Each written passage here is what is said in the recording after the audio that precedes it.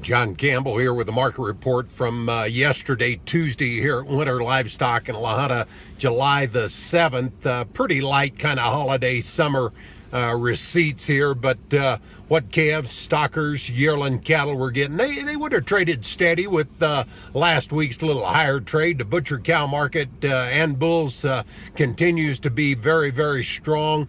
One of the few times in history you'll see where a fat bull in the meat and live is worth more than a fat steer. So demand for this hamburger continues to stay pretty strong when they've got to get out and bid for the product. Still seeing a few stock cow pairs show up at the auction.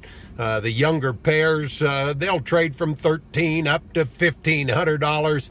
Older pairs, we're starting to split some of them. Big cows with big 3-weight calves on them, but smaller cows with some of these May, June born calves, they'll bring anywhere from $900 up to $1,100. Well, our good friend back in Kansas, Pat Roberts, he's come out. He's a Kansas senator and the chairman of the Ag Committee, and has come out against the negotiated sales proposal that was brought up, the 50-14, and I don't know what his problem is, but when I approached him with a question about having the Department of Justice look into the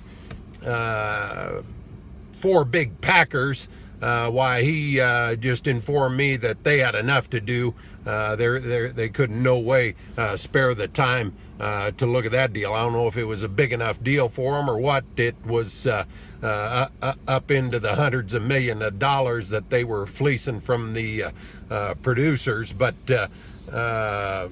anyway, he got trumped, and our good President Donald Trump put the Department of Justice on the deal, and it'll be interesting to see when the results come out from that about what kind of a fine or whatever they're gonna put in place. But I don't know, this Pat Roberts, he reminds me a lot of Joe Biden. I don't think either one of them find their ass with a search warrant.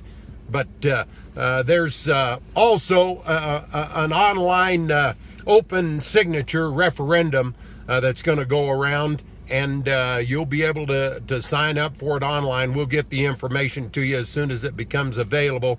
But they're going to reevaluate the beef checkoff, or anyway, that's the thrust behind the referendum. It needs 90,000 signatures. Those can be done online. Once that's accomplished and verified, why, it'll go to Purdue and Secretary of Agriculture, and if he gives it his blessing, why, then it'll go out and need over 400,000 signatures in order to be enacted.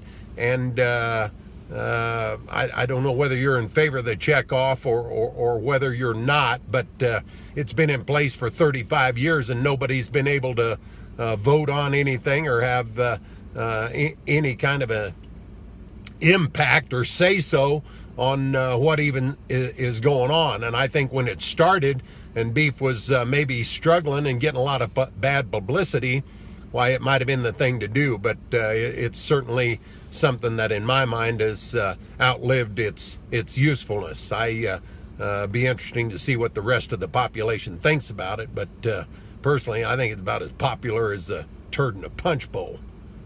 I'll talk to you again next week.